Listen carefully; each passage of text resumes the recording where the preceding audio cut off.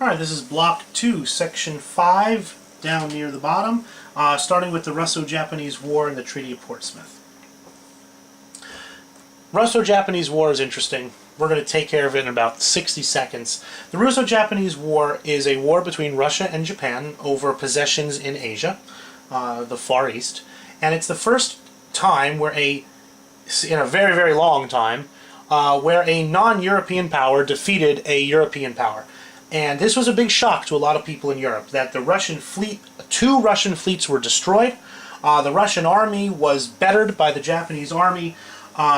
It caused a huge problem in Russia. It was really the first steps towards the Communist Revolution, which would happen 12 years later. And it surprised all the European nations that Japan actually had reached a level of technological equivalence and organizational superiority to one of the great European powers. The war was getting expensive, and Japan asked the United States to mediate an end to the war. That Japan had had a lot of successes at the beginning, and they kind of wanted to cut their losses. They kind of wanted to say, okay, we won, and now let's end the war. And the Russians were facing dissent and problems at home, so they agreed to the mediation also. Representatives from the Japanese and the Russians met with President Roosevelt in Portsmouth, New Hampshire, and negotiated this treaty to end the war. It increased American prestige. Again, America's becoming a world power. Here's the United States not playing war maker, but playing peacemaker between 2 countries at war. Now let's stop the war, let's end the war, let's reestablish peace in the Pacific area, in the area of the Russian Far East.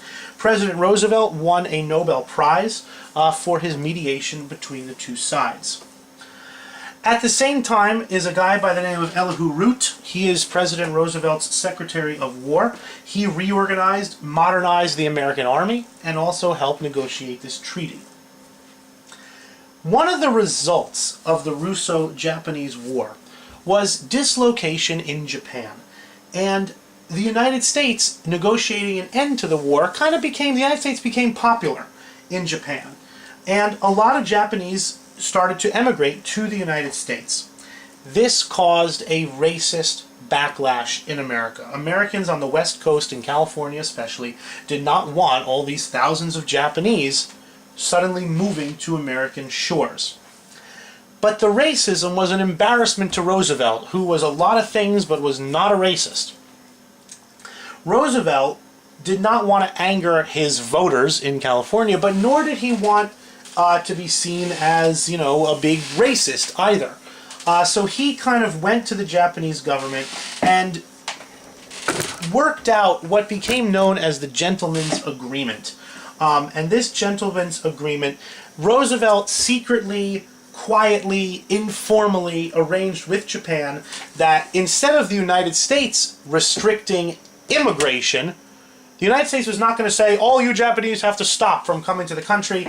Roosevelt agreed with the Japanese government that the Japanese government would prevent people from leaving the country. This is a win-win for Roosevelt. Roosevelt does not look like a racist, and Roosevelt makes his voters happy by not allowing any more Japanese to come to the United States. The only people who lose are the poor Japanese who wanted nothing but to come to the United States, but that gentleman's agreement was in force anyway.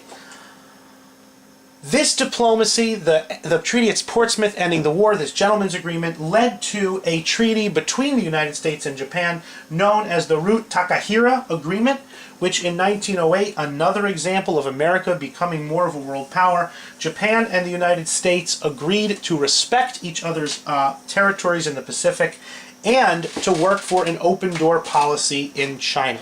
That you have the United States and Japan treating each other as equals.